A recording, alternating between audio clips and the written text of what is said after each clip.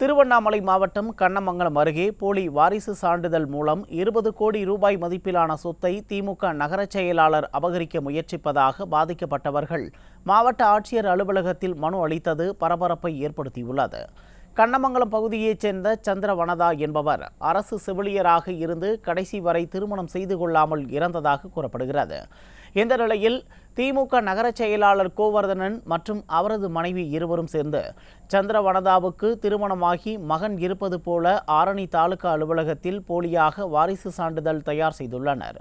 மேலும் அவர்கள் சந்திரவனதாவுக்கு சொந்தமான 20 கோடி ரூபாய் மதிப்பிலான சொத்துக்களை அபகரிக்க முயற்சிப்பதாக உறவினர்கள் குற்றம் சாட்டியுள்ளனர்.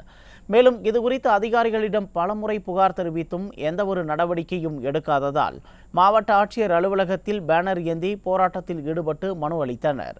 விடியா திமுக நிர்வாகி உயிரிழந்தவரின் சொத்துக்களை அபகரிக்க முயலும் சம்பவம் பொதுமக்களிடையே அதிருப்தியை ஏற்படுத்தியுள்ளது.